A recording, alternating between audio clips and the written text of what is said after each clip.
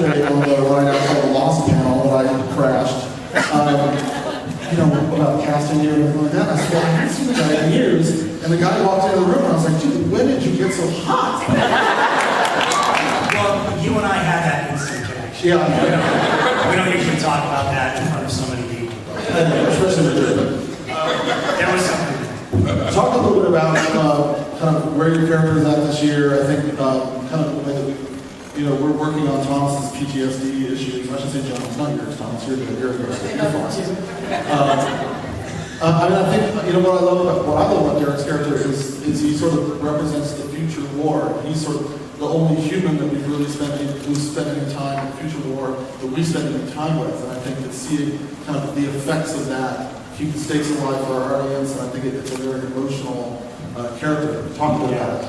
Well, yeah, I think Derek's biggest task is just learning how to fit in and survive in the present. And it's a world that he hasn't experienced for a long time.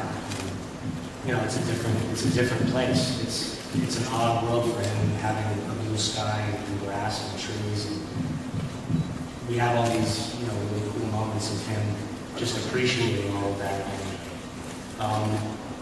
But at the same time, it is the stress of making sure that he never has to see what he's seeing. Having the scene with John in the park that we had last season, which is, I loved that scene.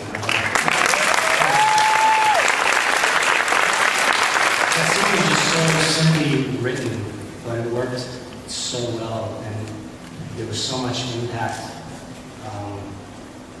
for Derek in seeing himself and his brother, and realizing that Dad is now what he's fighting for. He's fighting for those two. He can't fight for himself anymore because he's already gone through and come out of what he did. So for him now, the fight is making sure that those two kids don't ever have to experience what he did.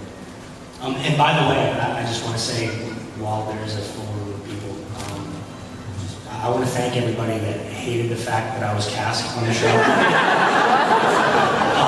And now embraces the character. It's because of you that I'm still here.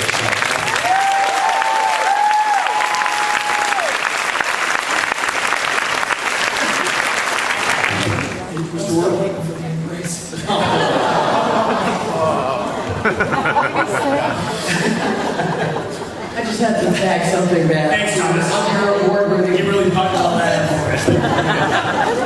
Mr. Wirth, do you want to talk about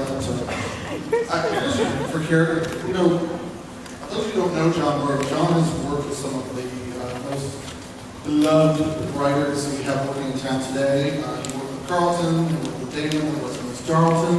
He worked with Sean Ryan, who did Shield and Unit, and now he's working with me. And I'm wondering, where did it all go wrong? Is that the question? In Hollywood, your career takes one of two trajectories, up or down. And sooner or later, you just have to run into Josh Friedman along the way, No, I think I was brought in to the show to be the experienced voice of wisdom. And on day 2, Josh said, "Do they know what they've done? They've hired another totally unruly teenager. This is not going to work." And it hasn't. But it's. I just wanted to echo some of the sentiments of our cast members in saying to you, thank you so much for watching the show and being a fan. It's a really tough television environment out there right now, and the support we've gotten from you, who we see as our core audience, has really been instrumental in this show coming back for second season, and we're doing so much cool stuff this year. Would you like to talk about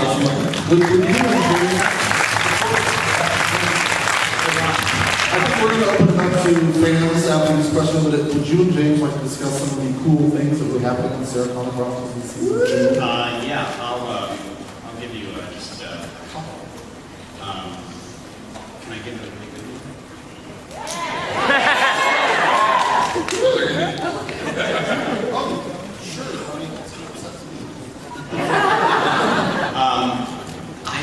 wanting to be able to say something like this for a long time.